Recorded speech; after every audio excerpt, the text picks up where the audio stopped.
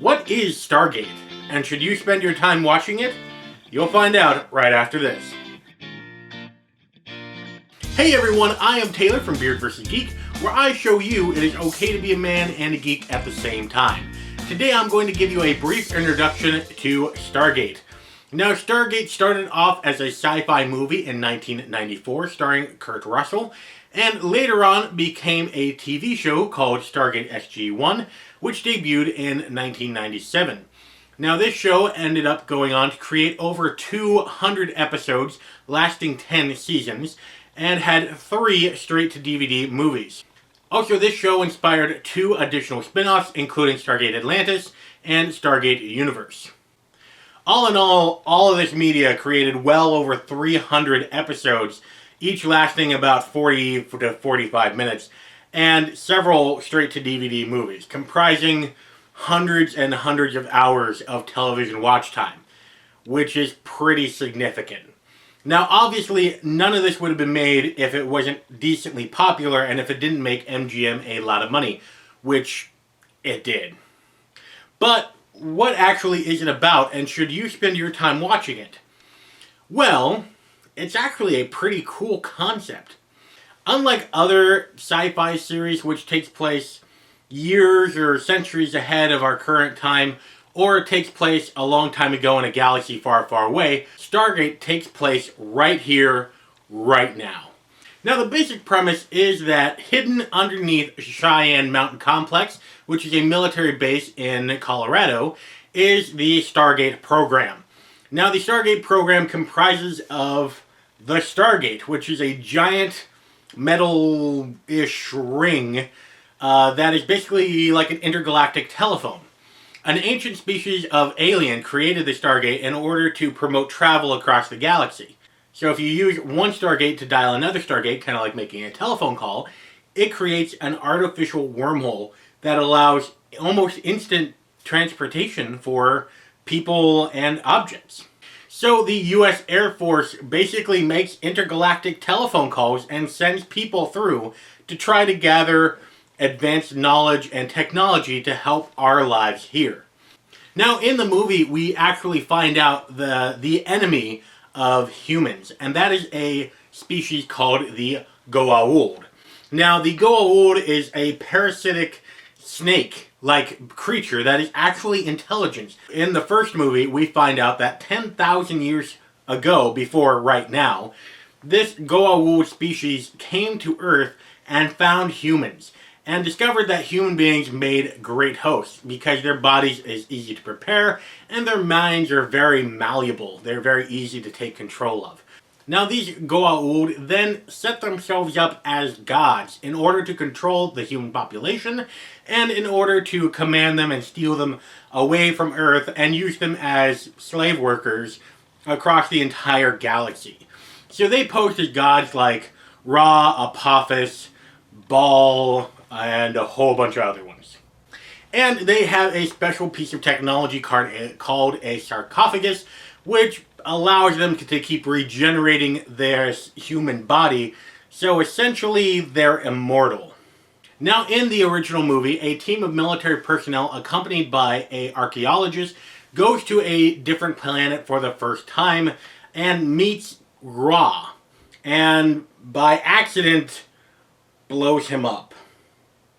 It was a happy accident. He was the bad guy.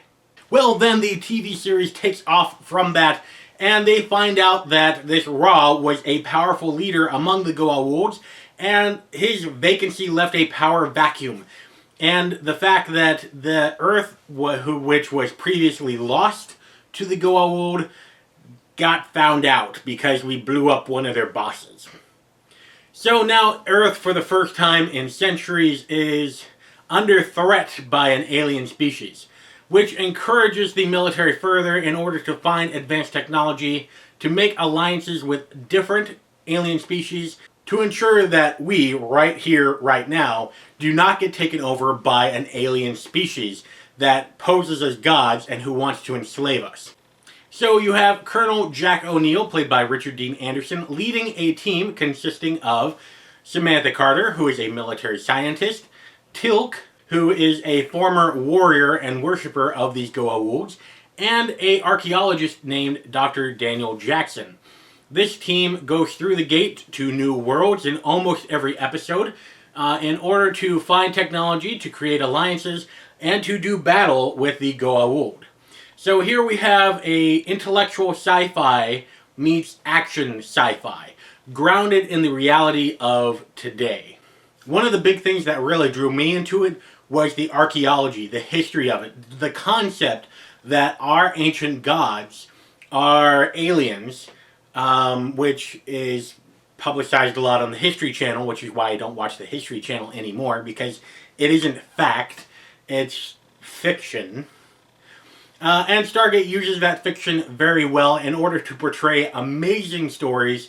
Now, another big species in the Stargate universe is the Asgard. The Asgard, who look like the stereotypical aliens that you and I are used to, they're actually a very noble race that want to protect humans and who are enemies of the Goa'uld. They have more advanced technology than the Goa'uld, but they have their own problems and their own war that they're dealing with on the side, so their help is few and far between. Now, these guys also posed as gods, but the gods that actually were known to help people. So like Thor in Nordic mythology, a god that is very powerful, but is also very kind and very helpful to humans. So the main three species that you should be aware of, us humans, okay? Some people call us the Tari in that show. The Goa'uld, who is the parasitic race, they're the bad guys. And the Asgards, which are helpful alien species, but not overly helpful alien species, who have more technology than the Goa'uld, but they also have their own problems that they're dealing with as well. I really cannot emphasize how awesome this universe is. The history behind it is amazing. The action is amazing. The storytelling is great. The fact that they lasted over 300 episodes and made several movies is a testament to how good this show actually is. Now, on Beard vs. Geek in the future, I'm going to lay down several theories about Stargate. I just wanted to give you a brief introduction to this show, to what it's all about, what the universe is like. So, for the question of the day from you Stargate fans, I want to know, who is your favorite character out of all of the Stargate franchise? And what episode is your absolute favorite? Comment down below.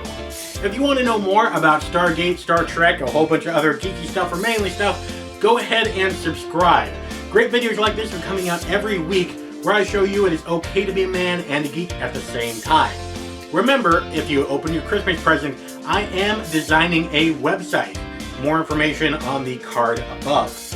And in order for you to have access to that website, we need to reach 100 subscribers right here on YouTube. There's going to be all sorts of articles and even a weekly podcast that I'm going to start doing in 2017 as well.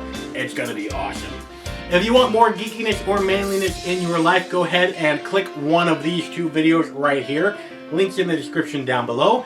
These are some amazing things. I'm sure you're going to love them. Because after all, if the women don't find you manly, they should at least find you geeky. And until next time, don't go shaving on me.